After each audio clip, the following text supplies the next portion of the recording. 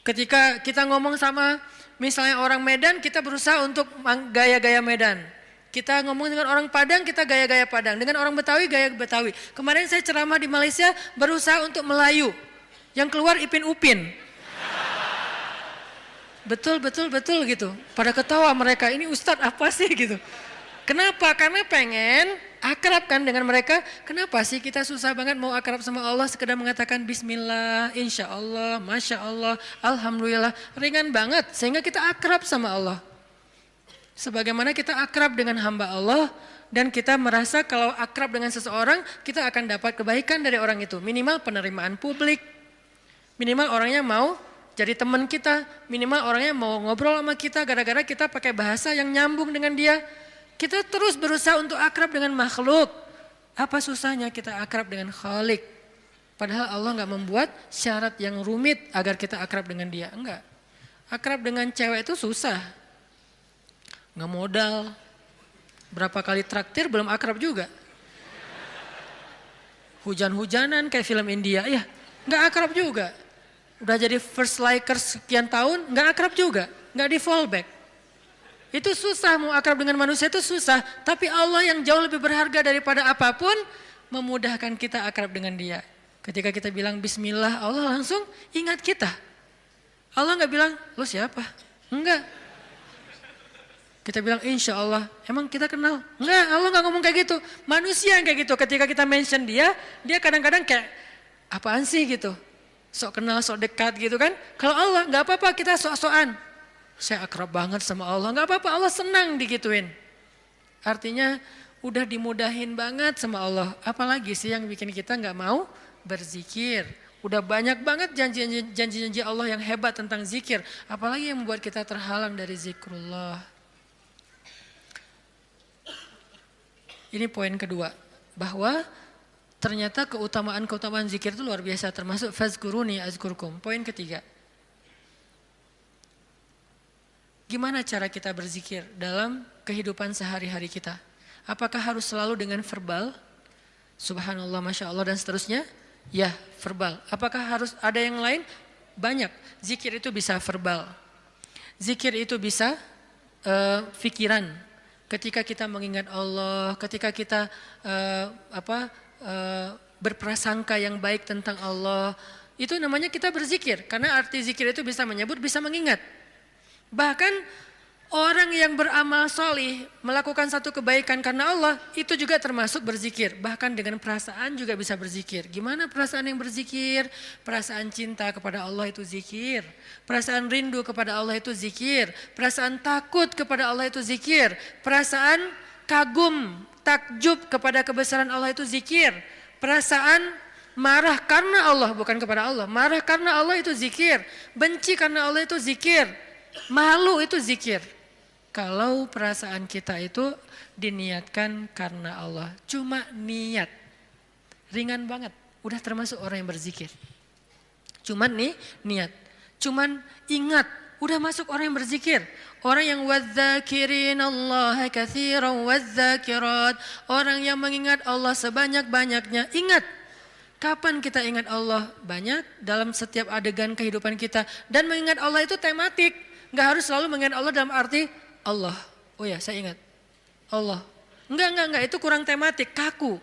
Ingat Allah itu tematik. Kalau misalnya kita lagi sabar, ingat Allah, Allah Maha Penolong. Kalau kita lagi dalam masalah, kita ingat Allah, Allah Maha Penolong. Kalau kita dapat rezeki, ingat Allah, Allah Maha Baik. Kalau kita lagi sendiri, ingat Allah, Allah Maha Menemani. Kalau kita mentok dengan ujian kita ingat Allah, Allah Maha Memberi jalan keluar. Kalau kita merasa dikhianati, Allah Maha menghargai. Kalau kita merasa kehilangan, Allah Maha mengganti. Ingat Allah itu dalam tema-tema kehidupan kita yang banyak. Kalau kita bingung, Allah yang Maha memberi bimbingan dan petunjuk. Kalau kita kekurangan, Allah yang Maha memelihara. Ingat Allah, Allah kalau bahasa Allah apa? Lagi Allah terus, gimana sih? Allah dulu, Allah lagi, Allah terus. Ya gitu deh pokoknya.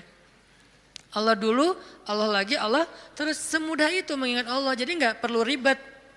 Kita nggak perlu mention Allah pakai underscore terus lupa di depannya ntar ketukar sama yang fake. Nggak gitu kan ya? Itu mah sosial media, kalau kita nggak tahu dan nggak hafal akunnya, apalagi nggak follow, nggak akan dimunculin kan pas kita ngetik gitu kan. Tersalah lagi, udah capek-capek story ternyata salah dan nggak bisa diedit, akhirnya hapus semua. Allah tuh nggak kayak gitu, gampang.